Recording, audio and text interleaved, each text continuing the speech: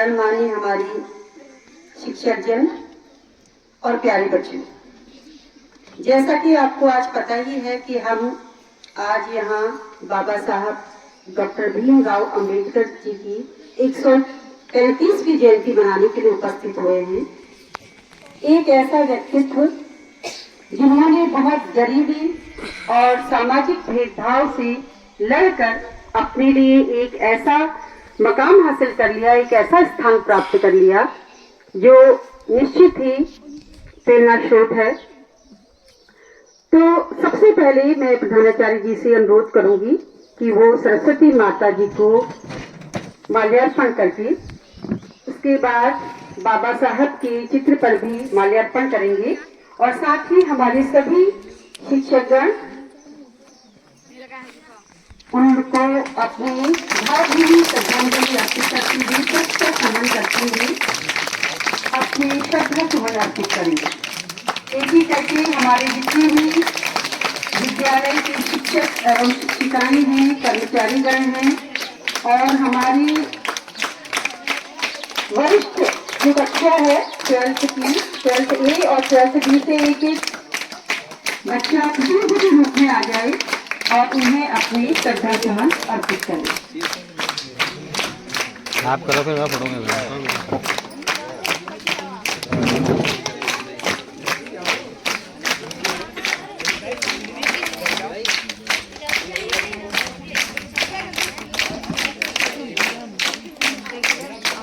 Sir hello Yogita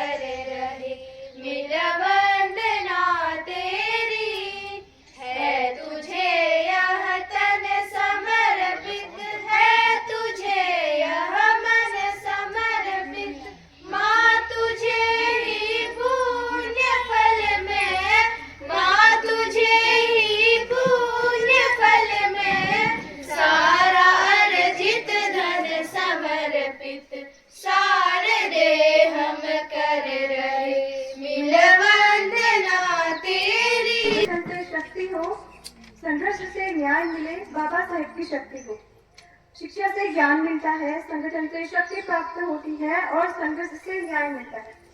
आदरणीय प्रधानाचार्य महोदय, सम्मानित शिक्षक शिक्षिकाएं एवं मेरे प्यारे सहपाठी भाई बहनों, जैसा कि आप सभी जानते हैं कि आज हम यहाँ पे बाबा साहेब की जयंती मनाने के उपलक्ष्य में एकत्रित हुए हैं। संविधान निर्माता डॉक्टर भीमराव अम्बेडकर की जन्मतिथि 14 अप्रैल हर साल जयंती मनाई जाती है। डॉक्टर जो कि प्रारूप समिति के अध्यक्ष थे, उनके ही अथक परिश्रम और मेहनत के फलस्वरूप में विश्व का सबसे बृहद संविधान प्राप्त हुआ, जिसे 26 जनवरी को लागू करते हुए भारत को गणतंत्र घोषित किया गया। अम्बेडकर एक उत्कृष्ट बुद्धिजीवी, प्रकांड विद्वान, सफल राजनीतिज्ञ, कानूनविद, अर्थशास्त्री और जनप्रिय नायक थे। वे शोषितों, महिलाओं और गरीबों की मुख्य दाता भी थे। उन्होंने सामाजिक कुरीतियां देखी थी। उन्हें उससे रूबरू होना पड़ा। इसीलिए उन्होंने आने वाली संतति, भविष्य में आने वाली संतति को ये सब न झेलना पड़े, इसके लिए उन्होंने संविधान में व्यवस्था करी। बाबा साहेब को अपने जीवन में सामाजिक भेदभाव, जातिवाद, अछूतों से संबंधित आदि समस्याओं का सामना करना पड़ा और उन्हें शिक्षा को प्राप्त करने में भी बहुत ही कठिनाइयों का सामना करना पड़ा। बाबा साहेब शिक्षा को अत्यंत महत्व देते थे। उनका कहना था कि शिक्षा एक ऐसा अस्त्र है जिसके सहारे स्वयं के जीवन को बेहतर बना सकते हैं।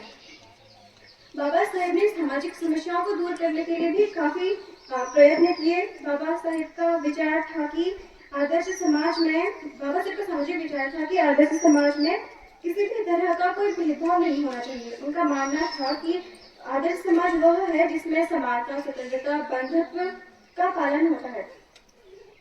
बाबा साहेब ने इन सब में अपना योगदान तो दिया ही, साथ ही उन्होंने संविधान का निर्माण किया। उसमें उन्होंने अपनी अहम भूमिका निभाई। संविधान में उन्होंने सामाजिक न्याय, समानता, स्वतंत्रता के और बंधुत्व के सिद्धांतों को मूल आधार बनाया। भारतीय संविधान में नागरिकों को जो अधिकार प्रदान किया, उसका परिणाम है कि सबसे निचले पायदान का व्यक्ति देश के सर्वोच्च पद पर विराजमान है। जिसे कल तक पददलित कहा जाता था, वह भारत की मुख्य व्यवस्था में गर्व से खुद को शामिल कर सका। सम्मान के साथ जीने का हक बाबा साहेब की ही देन है। और इसी के साथ मैं अपने शब्दों अपने वाणी को विराम देना चाहूंगी।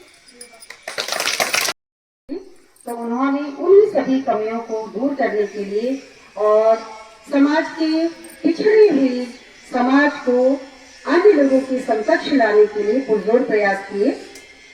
इसके बाद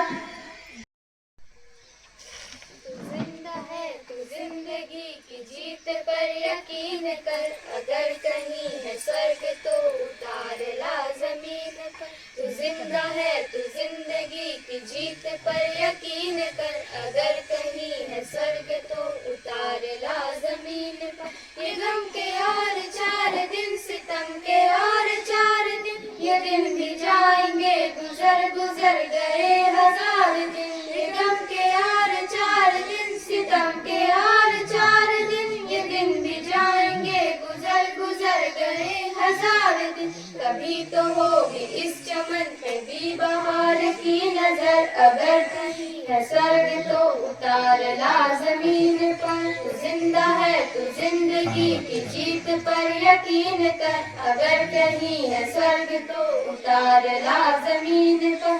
1000 वेश धर के आई मौत तेरे द्वार पर, मगर तुझे न चल सकी चली गई वो हार कर। 1000 वेश धर के आई मौत तेरे द्वार पर, मगर तुझे न चल सकी चली गई वो हार कर। नई सुबह के संग सदा मिले तुझे नई उम्र, अगर कहीं है स्वर्ग तो उतार ला जमीन पर। तू जिंदा है तू जिंदगी की जीत पर यकीन कर, अगर कहीं है स्वर्ग तो उतार ला जमीन पर। उतार ला जमीन पर, उतार ला जमीन पर, उतार ला जमीन पर।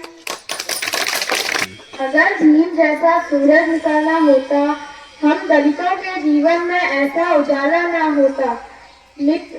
मर गए होते यूं ही जुल्म सहकर, अगर भीम जैसा रखवाला हमें मिला ना होता। आदरणीय प्रधानाचार्य महोदय एवं शिक्षकगण एवं मेरे सहपाठी भाई बहनों, जैसा कि आप सभी जानते हैं कि आज हम डॉक्टर भीमराव अंबेडकर जी की जयंती मनाने के लिए यहाँ पर एकत्र हुए हैं। समाज को बदल पाएंगे। जितनी मुश्किलात उन्होंने झेली अपने स्टूडेंट लाइफ से, जो तिरस्कार, जो भेदभाव का सामना उन्होंने किया, तो वो चाहते थे कि समाज में आने वाली पीढ़ी को वो सब चीजें, वो सारी समस्याओं का सामना न करना पड़े। और उसके बाद जब वो पढ़ाई में तो अच्छी थी ही, छात्रवृत्तियां भी मिली, बहुत आगे पढ़ाई की, और उसके बावजूद जब उन्हें कुछ समाज के लिए करने का मौका मिला और उन्होंने कानून की पढ़ाई की, बहुत अच्छे अर्थशास्त्री थे, बहुत अच्छे राजनीतिज्ञ थे, दार्शनिक थे, तो उन्हें एक उनकी काबिलियत को देखते हुए उन्हें संविधान सभा में जो है प्रारूप समिति का अध्यक्ष बनाया गया। तो प्रारूप मतलब बच्चों एक ड्राफ्ट उसका तैयार करना है, इसे हम कह सकते हैं एक कच्चा संविधान या रफ संविधान हम उसे कह सकते हैं। तो उसमें भी आपको पता है, बच्चों ने पढ़ाई की है, 8th में भी सोशल साइंस का ये चैप्टर होता है, टॉपिक होता है। सबको पता है कि 2 वर्ष 11 माह 18 दिन लगे हैं हमारे संविधान को बनने में, और इतनी ही बहसें हुई हैं, हर एक शब्द रिकॉर्ड किया जाता था, हर शब्द पे चर्चाएं होती थी, और लगभग 300 सदस्य होते थे। एक एक चीज को अगर समानता वर्ड यूज करना है, स्वतंत्रता है, बंधुत्व है, समाजवाद है ना, तो हर शब्द पे चर्चाएं। गीता कहती है हिंदू बनो, गीता कहती है हिंदू बनो, लेकिन मेरे बाबा साहेब का संविधान कहता है अच्छा इंसान बनो, लेकिन मेरे बाबा साहेब का संविधान कहता है अच्छा इंसान बनो। आदरणीय प्रधानाचार्य महोदय एवं समस्त शिक्षकगण एवं मेरे सहपाठी मित्रों, जैसा कि आप सभी को अवगत ही है कि हम सभी यहाँ पर भीमराव अंबेडकर जी की 135वीं जयंती मनाने के लिए एकत्रित हुए हैं। सर्वप्रथम जिनको 9 भाषाओं का ज्ञान था और कई डिग्री भी प्राप्त थी, उनकी जन्म दिवस की हार्दिक शुभकामनाएं। इस अवसर पर मैं 2 शब्द कहना चाहता हूँ। डॉक्टर भीमराव अंबेडकर जी का जन्म 14 अप्रैल सन 1891 में हुआ। अंबेडकर जी की स्कूली शिक्षा सतारा में ही हुई। दुर्भाग्यवश उनकी मां की मृत्यु हो गई। अंबेडकर जी ने 1960 में परिस्थितियों में निर्भयता के साथ सही चीज को आगे रखने में न केवल सक्षम थे, उन्होंने जिस कार्य को अपने हाथ में लिया उसको सफलतापूर्वक पूरा किया। यकीनी तौर पर किसी भी राष्ट्र के अगर हम विकास की बात करें, भले वो सामाजिक विकास हो, भले वो आर्थिक विकास हो, उसकी जो धुरी होती है वो है इक्वालिटी। इक्वालिटी जब तक किसी समाज में नहीं है, निश्चित रूप से समाज के हर वर्ग का लाभ हमें नहीं मिल पाएगा। हो सकता है एक व्यक्ति के सहायता करेंगे। 3rd प्राइज, जोरदार तालियां बच्चों। द्वितीय स्थान प्राप्त किया है हिमांशु, क्लास 12।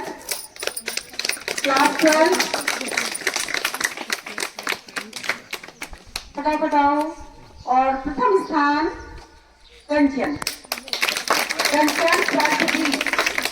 ये बच्चे भी हर प्रोग्राम में पार्टिसिपेट करते हैं तो बहुत अच्छा लगता है। हम चाहेंगे सिर्फ इन्हीं का विकास न हो जाए, कोई बड़ी बात हो रही है ना, सबका विकास होना है, तो इसके लिए हमें सब बच्चों को आगे आना होगा। सिर्फ गिने चुने बच्चे प्रतिभाग न करें, सब बच्चे प्रतिभाग करें। तो जोरदार तालियां। हाँ, आएंगे सब लोग भी आएंगे। उसके बाद निबंध प्रतियोगिता में मैं बुलाना चाहूंगी क्लास 12 A की दीना बहन, नीतू बहन, देवती बहन, सब लोगों से गुजारिश है कि कभी प्लीज मदद कीजिए ना, क्रम से आ जाए। दूसरा पुरस्कार पुष्पांजलि 12th B।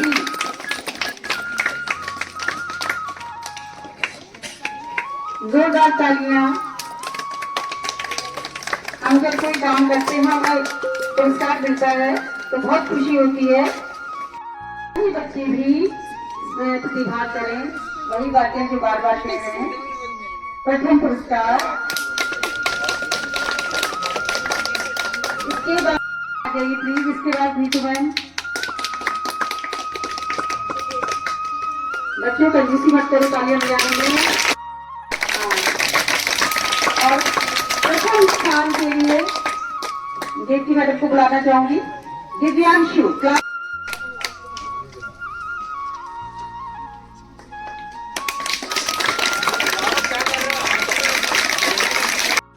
जाइए बेटा, आ जाइए यादव मैम। उसके बाद सीनियर सर आएंगे। प्रथम स्थान प्राप्त किया अंजलि ने। शाबाश, इसी तरीके से आप शुरुआत करते हैं।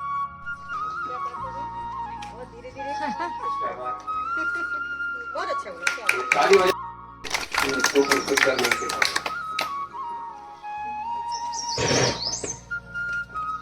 धन्यवाद सर। जोरदार तालियां। बधाइयां।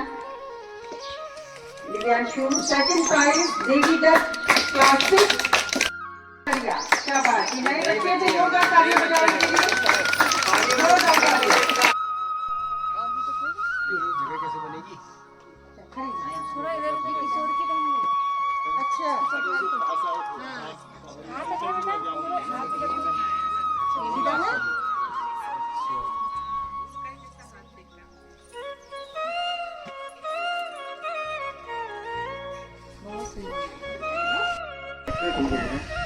और बृहद रूप में मनाया भी गया है। बहुत सुंदर कार्यक्रम भी किया है बच्चों ने और उसकी जानकारी भी दी है।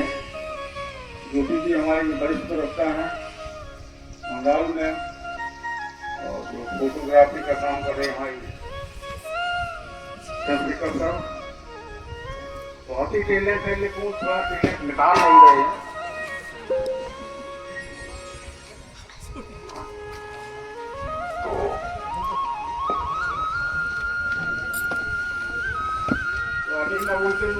मैं केवल यही आप लोगों से कहूँगा कि जिस तरह से डॉक्टर भीमराव अम्बेडकर ने संघर्ष किया अपने जीवन में, हम लोग को केवल किताबों में पढ़ते हैं कि उन्होंने संघर्ष किया है, लेकिन जब हम उसको प्रत्यक्ष रूप में देखें, एक काल्पनिक रूप में देखें, तो शायद आज का व्यक्ति जिसमें हम भी शामिल हैं, शायद वह सफलता प्राप्त नहीं कर पाएंगे, क्योंकि जो उनके साथ अत्याचार जो उन्होंने सहन किए अपने शैक्षणिक अध्ययन के साथ, और एक ऐसे महान व्यक्ति बने कि आपके द्वारा बताया गया कि वो भारत के कानून मंत्री भी रहे हैं। तो अधिक मैं कहते हुए यही कहूँगा कि उनका अनुसरण करते हुए आप संघर्ष करें। जब आप संघर्ष करेंगे तो आपको जीवन में सफलता मिलेगी, और उनका उद्देश्य था